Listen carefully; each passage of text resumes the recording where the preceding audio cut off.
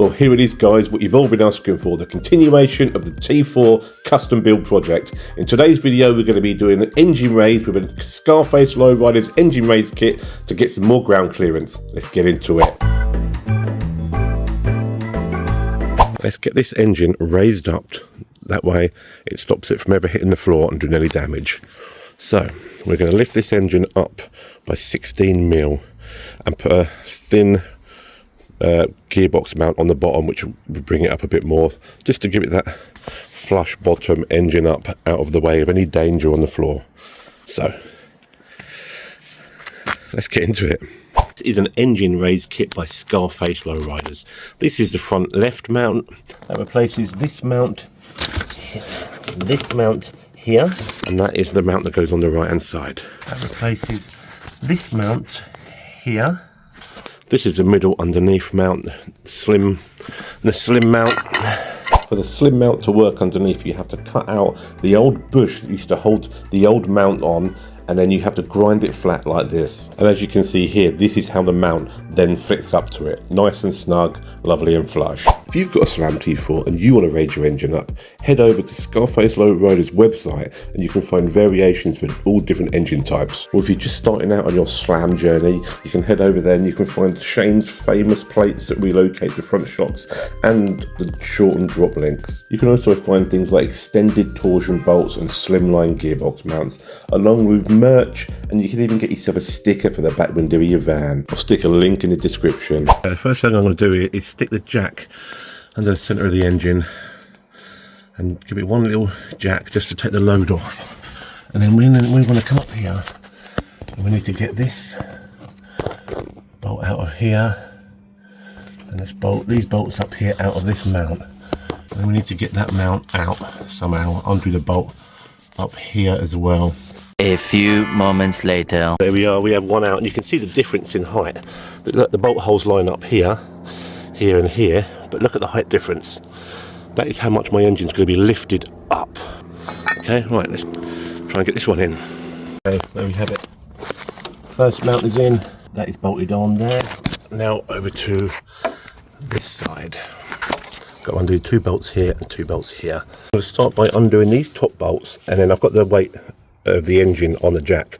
I'm going to start by undoing these top bolts, and then I can drop the engine down a bit to get better access to the lower bolts. A few moments later. Other mount is in. The only tricky bit really was getting these to line up through there. It was a bit fiddly to try and get them to take, but I wish the camera would focus. And then jacking the engine up and trying to line these up, I wedged a bar down there and pushed it across, got them up whilst simultaneously jacking the engine up. Got them in, all good. Now we're on to probably the difficult part. Now we're into the car, we've got to replace this mount here. It's going to be this Allen key bolt here, and under here, I think that's the fixed nut side, is it? I can't really see. Maybe, I don't know. Anyway, I've got to get that bolt out of there, out of here. So,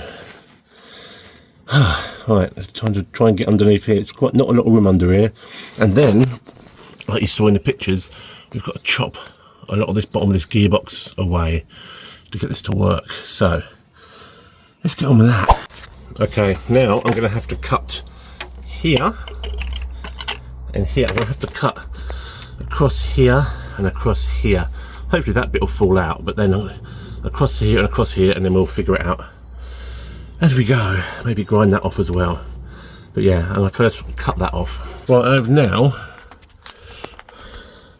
ground the bottom of that off.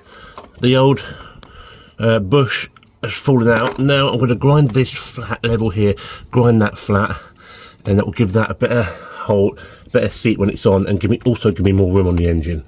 So I'll do that quickly. Okay, there we go. I've pretty much ground that flat. It's a little bit raised there, but when I put this bar up, it's actually higher than the sump is. So I'm all right with that. Do you know what I mean? This being higher than the sump's going to hit before that does anyway. So yeah, I'm all right with that. I'm all right with where it is. So get a bolt in there, and we've got to try and figure out how to get the nut and bolt in here. And you've got to use extra strong red Loctite on the nut and bolt that goes in here.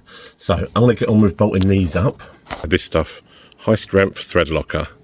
Get this on your bolts, boys. Okay, there we go. that is all done up.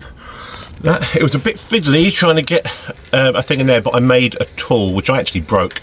I made a tool out of a 24mm spanner by cutting it down, getting it in there, then I just hit this with the impact gun because it was a bit of a fiddly job, but it's doable at home. And I bolted it up down there, and we are all done. Look at that, sitting up higher than the actual sump itself. So I'm happy with this. Engine is now raised. That was a spanner I cut down and made, but I snapped that bit off. But it worked, kind of. In the end, I used this bolster and wedged it down the side of the nut and then hit it with the impact gun. That seemed to work a treat as well. That's how I finished it off. Okay, just took it for a test drive. Drive spot on. It's even got rid of a vibration that I've had for ages. It's gone. So, happy days.